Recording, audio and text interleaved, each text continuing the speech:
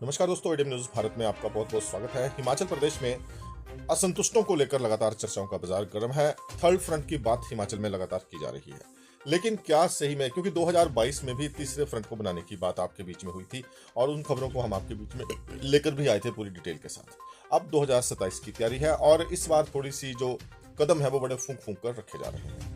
हिमाचल प्रदेश में भाजपा की सिर्फ अगर हम बात करें तो हालांकि खबर 22 से 24 विधायकों की है, लेकिन जो पुख्ता जानकारी है उसके अनुसार ये 46 लोग हिमाचल प्रदेश में भाजपा के हैं जो इस समय असंतुष्टों की सूची में आते हैं।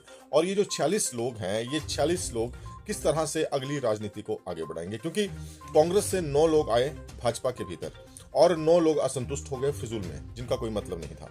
अब कांग्रेस से अभी और लोगों का आना बाकी है। कम से कम आप ये मानकर चलिए कि मौजूदा जो कांग्रेस हिमाचल प्रदेश में काम कर रही है सरकार, यहीं से 6 से 10 लोग जो हैं वो हिमाचल प्रदेश में भाजपा का दामन थाम सकते हैं। मतलब कि भाजपा के जो स्थापित नेता हैं उनकी मुश्किलें कम होती नजर नहीं आएंगी और अधिक ये मुश्किल में जाते जाएंगे। और सबसे बड़ी बात यह है कि ये जो लोग भाजपा में आएंगे ये युवा पीढ़ी के लोग होंगे, कोई पुराने लोग नहीं होंगे। भाजपा जन जी के ऊपर आजकल ज्यादा फोकस कर रही है। जिस तरह से उन्होंने राष्ट्रीय अध्यक्ष 45 साल का युवा बना दिया, तो उन्होंने एक स्पष्ट संदेश दे दिया जन जी को लेकर। और कांग्रेस से जो पलायन होगा वो भी करीब आप मान के चले कि 50 साल के अंदर के जो युवा चेहरे हैं उन्हीं का पलायन मेजोरिटी में होगा, या कोई बुजुर्ग आते हैं तो उनके बच्चों को यहाँ पर टिकट मिल सकती है। इस संभावना को इनकार नहीं किया जा सकता। तो हिमाचल प्रदेश में 46 लोगों का इस समय टीम भाजपा की बन चुकी है, जो कि मौजूदा समय में आजाद चुनाव लड़ने में भी सक्षम है और 5 से 8 हजार वोट लेने में भी ये लोग सक्षम है, क्योंकि ये पुराने लोग भाजपा के हैं। इसमें 46 लोगों में अगर हम ये नहीं कह रहे कि ये भाजपा छोड़कर आ जाएंगे, लेकिन अगर हम एक मोटे तौर पर एक लिस्ट की बात करें, छोटी सी लिस्ट लेते हैं तो जिया लाल है भरमौर से, रामलाल मार्कंडे ने पिछली बार भी अपने तेवर दिखाए थे, तेजवंत नेगी हैं, राम सिंह हैं, किशोरी लाल हैं, ड्रैक हैं रामपुर से, करसोग से युवराज हैं, अभिषेक ठाकुर हैं सुंदरनगर से। तो इस तरह से ये एक बड़ी लंबी लिस्ट हिमाचल प्रदेश में। ये तो हमने सिर्फ एक पॉकेट की बात करी। रमेश धवाला है नीचे से और अर्जुन सिंह है। हर विधानसभा क्षेत्र में अगर आप जाएंगे कांगड़ा में तो यहाँ पर भी आपको जो है असंतुष्टों की लंबी चौड़ी कतार मिलेगी। दुलो राम है, प्रवीण शर्मा है, तो काफी सारे लोग हैं जो इस सूची में शामिल हो सकते हैं। अब जो बात कल की बैठक की लगातार सुर्खियों में है कि ये जो मीटिंगों का दौर है ये क्या चल रहा है, इसको लेकर हमने काफी शोध किया, काफी लोगों से बात की इसको लेकर। और जहां तक मीटिंगों की सच्चाई अगर आपके बीच में रखनी हो तो यहाँ पर सबसे ज्यादा जो रोष निकल कर आया वो निकल कर आया हिमाचल के पुराने संगठन मंत्री पवन राणा के ऊपर।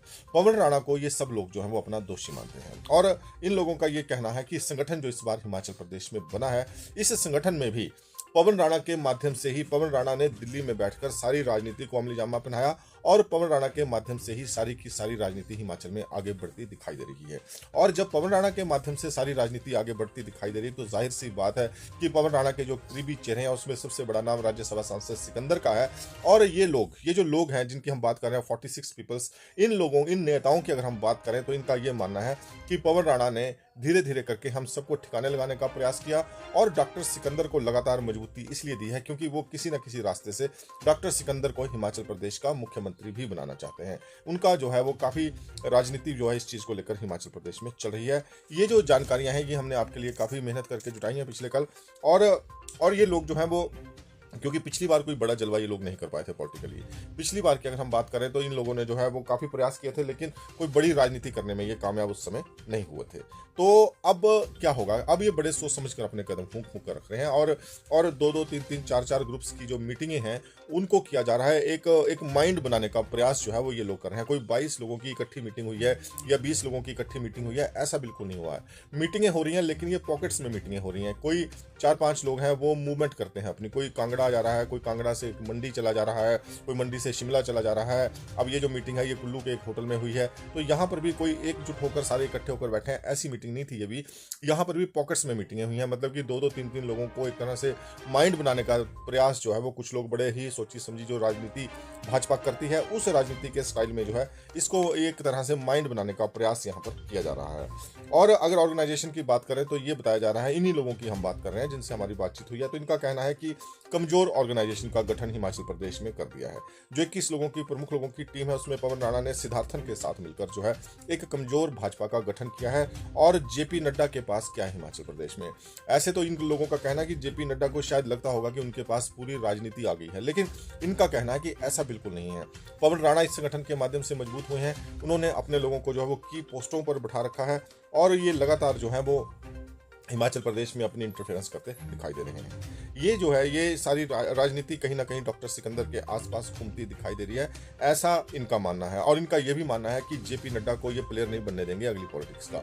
जेपी नड्डा को किस तरह से रोकना है इसके लिए भी हिमाचल प्रदेश में अलग से राजनीति का एक ग्रुप जो है पॉलिटिक्स करता दिखाई दे रहा है। अनुराग ठाकुर को लेकर हमने इनसे बात की। अनुराग ठाकुर को लेकर इन लोगों का कहना है कि अनुराग ठाकुर फिलहाल हिमाचल में कोई बड़ा इंपैक्ट है ऐसा नहीं है।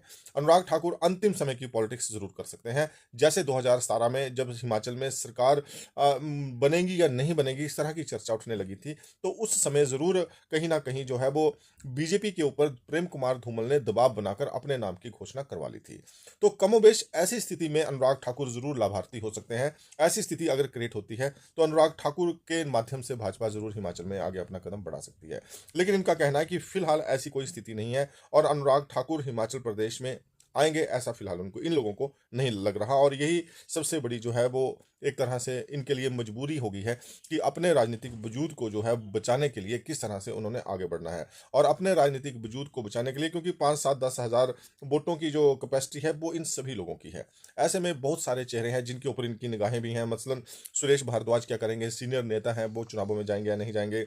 राकेश पठानिया किस तरह से अपनी पॉलिटिक्स को आगे बढ़ाते हैं, ये सब वो नाम है जिनके ऊपर इनकी निगाहें हैं कि ये लोग किस तरह से आगे रिएक्ट करेंगे, क्या फ्यूचर पॉलिटिक्स जो है वो लेकर चलते हैं। इन्हीं के ऊपर जो है इस तरह के जो बड़े नाम हैं इनके ऊपर भी इनकी राजनीति कहीं ना कहीं टिकी हुई है। सोफत हैं जो डॉक्टर बिंदल के लिए मुश्किल पैदा करेंगे। महेश्वर सिंह जो है वो कुल्लू में क्या पॉलिटिक्स लेकर आते हैं। प्रवीण शर्मा है मंडी में, वो क्या करेंगे। खुशीराम बालनाटा है और इस तरह से जो है वो एक लंबी चौड़ी लिस्ट जो है यहाँ पर इन लोगों ने बना के रखी हुई है। और रामलाल मार्कंडे जैसे लोग हैं जो कि इस टाइम बड़ी प्रमुखता से इन सारी चीज़ों को करते नजर आ रहे हैं। फिलहाल इन्होंने जो है वो कोई स्ट्रक्चर इस चीज़ के लिए नहीं बनाया है। एक राय बनाई जा रही है, एक आमशुमारी आपस में बनाने का प्रयास यहाँ पर किया जा रहा है कि हम लोग एक मंच पर बैठने के काबिल हो जाएं सारे ये लोग, और उसके बाद जो है इस चीज़ को तय किया जाएगा कि ज्वाइंट नेतृत्व में अपने अपनी कंस्टिट्यूंसी में चुनाव लड़ा जाएगा या किसी चेहरे के साथ पुरानी भाजपा का नाम लिया जाएगा। यहाँ पर ये बात तय है कि यहाँ पर ये आम आदमी पार्टी ज्वाइन करेंगे या फिर कुछ ऐसा होगा, ऐसा नजर नहीं आ रहा। ये एक एजेंडा, क्योंकि बीजेपी का कि ये सारे लोग जो हैं वो लगभग भाजपा के सीनियर लोग हैं और भाजपा का बहुत बड़ा इम्पैक्ट जो है वो आने वाले चुनावों में रहने वाला है।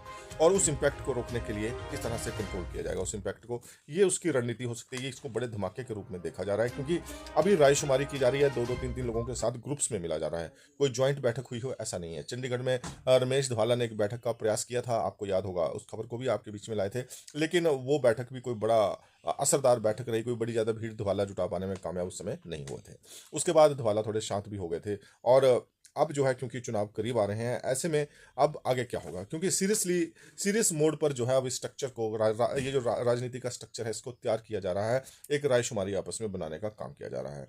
इसमें स्ट्रक्चर को कंट्रोल कौन करेगा, वो कौन लोग होंगे जो इस सारी सत्ता को चलाने वाले हैं, इसके ऊपर काम करना पड़ रहा है। फंड्स की मैनेजमेंट किस तरह से होगी, फंड्स जो हैं क्या कांग्रेस इन लोगों को देगी, या वैसे तो ये लोग खुद भी सक्षम है, काफ़ी पैसा इन्होंने कमाया होता है जब ये सत्ता में होते हैं पॉलिटिशियंस। इनके परिवार पूरी तरह से एडजस्ट होते हैं, लोगों के परिवार तो चलो सड़कों में घूम रहे हैं, सरकारी नौकरियों के लिए दर दर घूमते हैं, आउटसोर्स की नौकरियाँ 5-10 हज़ार रुपये पे मिलती हैं, लेकिन इनके बच्चे तो पक्के सरकारी नौकरियों पर लगे होते हैं, बहुओं की पक्की नौकरियाँ लगी होती हैं, बीवियाँ पक्की नौकरी पर विधायक बनते लगती हैं, प्रमोशनें जल्दी जल्दी हो जाती हैं। तो इनको फंड्स की कोई कमी नहीं है, अपना सिस्टम इनका बिल्कुल फिट रहता है, ये कभी भी चुनाव में जा सकते हैं। बाकी जो अपना सिस्टम है, पेंशनें लगी हैं, और जब सत्तासीन थे तो काफ़ी पैसा ये जमा कर लेते हैं। तो अपनी राजनीति होती है सारी पर्सनल पॉलिटिक्स, जिसे हम बार बार कहते हैं पॉलिटिक्स ऑफ सेटलमेंट और पर्सनल पॉलिटिक्स। तो पर्सनल पॉलिटिक्स के माध्यम से काफ़ी बड़ा एजेंडा जो है अपने आसपास फंड्स का इकट्ठा कर लेते हैं। इसलिए पैसे की कोई कमी इन लोगों के पास तो है नहीं, सारे स्थापित नेता हिमाचल प्रदेश में ये लोग हैं। तो ऐसे में ये कहा जा सकता है कि फंड्स मैनेजमेंट में कोई बड़ी ज़रूरत इनको नहीं है, लेकिन उसके बाद भी यहीं पर एक ग्रुप का मानना है कि कांग्रेस जो है वो उन्हें फंड भी कर सकती है तैयार इसके लिए, क्योंकि इनके खड़े होने का सीधा लाभ जो है वो कांग्रेस को होगा, क्योंकि इनमें बहुत सारे चेहरे होंगे जो अपना चुनाव हार जाएंगे, लेकिन भाजपा की सरकार हिमाचल में बनेगी नहीं, इस बात को तय करने के लिए ये लोग जो है वो चुनाव में जा रहे हैं। जो पहला जो हमारी बातचीत इन लोगों के साथ हुई है, जो चीज़ें निकल कर आई हैं, इसमें बहुत कम लोग ऐसे हैं जो कि चुनाव जीतने के लिए जाएंगे। इसमें इसमें अधिकतर लोग जाएंगे कि चुनाव में जाना है और भाजपा को हराना है, क्योंकि ये लोग खुद कह रहे हैं कि हमें 5-7 हज़ार वोट के आसपास वोट अगर पड़ेगा तो हम डिसीजन मेकर हो सकते हैं। मतलब कि चुनाव भी लड़ेंगे लेकिन जीतेंगे नहीं, ये फंड्स क्लियर है। इनको कंट्रोल कौन करेगा? सभी लोगों को कोई कंट्रोल नहीं करेगा। अपने अपने विधानसभा क्षेत्रों में ये लोग चुनाव में जाएंगे और ये सभी लोग 46 लोग हैं, प्योर बीजेपी के लोग हैं। और ये लोग जो है, इनका सिंगल लाइन एजेंडा चलेगा कि बीजेपी से प्रदेश को, बीजेपी की सरकार प्रदेश में नहीं बननी चाहिए और वो किस तरह से रोकनी है उस विषय को लेकर ये लोग जो है लगातार काम करेंगे। और कहीं ना कहीं ये कहें अगर हम कि कहीं ना कहीं जो है वो भाजपा के ये लोग जो हैं वो अब कांग्रेस की बी टीम, आपको याद होगा कि कभी हम बात किया करते थे, भाजपा की बी टीम हिमाचल प्रदेश में काम करती थी, जो कि वीरभद्र सिंह के एंटी टीम हुआ करती थी और जो प्रेम कुमार धूमल को लाभ दिया करती थी राजनीतिक रूप से। लेकिन अब यहाँ पर जो है वो कांग्रेस की बी टीम आ जाएगी, जो कि कांग्रेस की बी टीम रहेगी, जो कि भाजपा को नुकसान हिमाचल में करेगी। लेकिन ये भाजपा की बी टीम से बड़ी टीम होगी, क्योंकि 46 लोग हैं। अब 46 में से चुनावों में कितने जाएंगे? हालांकि कुछ एक सीनियर लोगों से हमने बात की, जो वरिष्ठ लोग हैं इसी ग्रुप के, जो लोग माने जा रहे हैं। हालांकि जब हमने उनसे बात करी, पता नहीं उन्होंने सच बोला कि झूठ बोला, लेकिन उन लोगों का एक बात बिल्कुल स्पष्ट है, कई लोगों की आस्थाएं अनुराग ठाकुर में है, कई धूमल परिवार से जुड़े हुए भी लोग हैं इनमें से। तो उनका तो सीधा कहना है कि अनुराग ठाकुर या धूमल परिवार से जो आदेश निकलेगा, क्योंकि हमने उनके साथ हमेशा वफादारी निभाई है, इसलिए, और हम पार्टी के साथ भी गद्दारी नहीं कर सकते हैं, ऐसा भी कुछ लोगों ने इनमें से कहा है। तो ऐसे में इन लोगों का ये कहना है कि अगर उधर से कोई संदेश निकल कर आएगा तब हम सोच सकते हैं, अदरवाइज हम लोग जो है वो पार्टी के साथ खड़े हैं और पार्टी जो आदेश देगी फिलहाल हम उसी के साथ अपनी राजनीति को आगे बढ़ाएंगे, क्योंकि पार्टी ने हमें जीरो से उठाकर विधायक भी बना दिया, मंत्री भी बना दिया। तो अब ऐसा नहीं है कि हम पार्टी के साथ गद्दारी करेंगे। मतलब कि एक लॉबी इन 46 लोगों में ऐसी भी है जो कि सेकंड थॉट भी लेकर चल रही है कि हमने पार्टी के साथ ही आगे बढ़ना है, पार्टी के भीतर बैठकर जो मान सम्मान होता है, क्योंकि पार्टी मुख्य धारा में जिन लोगों को रखने वाली है वही लोग जो है वो आपको अगले साल, अगली जब अगर भाजपा की सरकार बनेगी तब भी दिखाई देगी। अगर ये लोग भाजपा को हरवाने में जिस तरह से ये चर्चा कर रहे हैं कि हमारा असली एजेंडा जो है वो भाजपा को सत्ता से दूर रखना है, क्योंकि भाजपा ने हमारा बड़ा नुकसान किया है राजनीतिक रूप से, अगर ये इस एजेंडे के साथ आगे चलेंगे तो जाहिर सी बात है कि लोगों का बड़ा विश्वास भी नहीं जीत पाएंगे और लोग इन्हें वोट करेंगे या नहीं, ये सबसे बड़ा सवाल खड़ा हो जाएगा।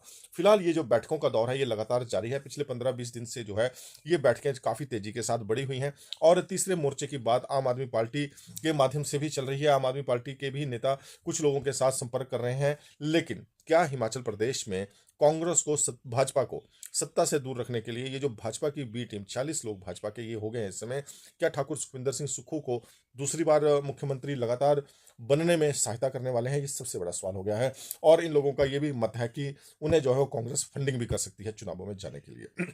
मतलब कि बड़ी राजनीति यहां पर होती दिखाई दे रही है। कांग्रेस फंडिंग कर सकती है चुनावों में जाने के लिए। मतलब कि मुख्यमंत्री बार बार कह रहे हैं कि वो मिशन रिपीट करेंगे, हिमाचल प्रदेश में दूसरी बार वो लगातार सरकार बनाएंगे और काफी आश्वस्त इस चीज को दिखाई दे रहे हैं। हम भी आपके बीच में मिशन रिपीट को लेकर खबरें लगातार लेकर आ रहे हैं। लेकिन अब जिस तरह से ये 46 लोग हिमाचल प्रदेश में हैं, 46 में से ये फाइनली बचेंगे कितने, ये भी एक विषय है जो कि चर्चा का है। जयराम ठाकुर के लिए सबसे बड़ी मुश्किल है, क्योंकि एक दो विधानसभा क्षेत्रों को छोड़ दिया जाए अगर मंडी जिला की या मंडी लोकसभा क्षेत्र की, तो बाकी हर विधानसभा क्षेत्र में आपको भाजपा का राइवल खड़ा होता नजर आ रहा है। अब जयराम ठाकुर कैसे उस स्थिति को संभालेंगे, ये सबसे बड़ा सवाल है। और एक चीज और चर्चा में है कि 46 में से कितने लोग हैं जो जेपी नड्डा अगर चेहरा बनकर आते हैं तो जेपी नड्डा के चेहरा बनते ही बैठ जाएंगे, अगर जयराम ठाकुर चेहरा बनकर आएंगे तो जयराम ठाकुर के समर्थन में बैठ जाएंगे, या फिर अनुराग ठाकुर चेहरा बनकर आएंगे तो अनुराग ठाकुर के समर्थन में बैठ जाएंगे।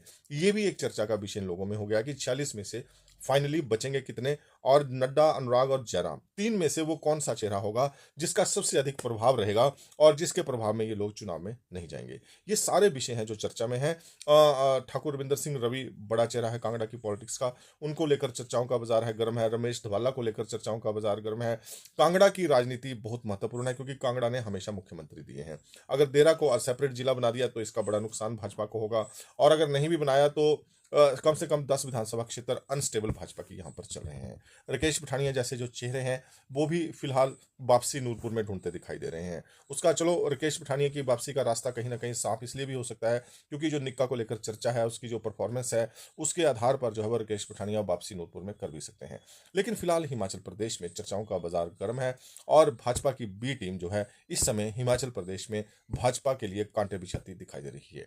अब ये देखना होगा कि पवन राणा को सबसे बड़ा दोषी ये लोग लोग मानते हैं, क्योंकि हमने कल काफ़ी लोगों से बात की। उन्होंने कहा कि पवन राणा ही हिमाचल प्रदेश में सारी राजनीति को गड़बड़ किए हुए हैं, और उन्होंने जिस तरह से नियुक्तियां हिमाचल प्रदेश में इस संगठन में की हैं और जिस तरह से इनके लोगों को पिन पॉइंट किया करके साइडलाइन किया गया है, इसमें जेपी नड्डा को कुछ हासिल बड़ा नहीं होने वाला है। सारी की सारी राजनीति पवन राणा के आसपास है। एडीएम न्यूज़ पर आप बने रहिए, इस खबर को और विस्तार से आपके बीच में लाते रहेंगे। नमस्कार।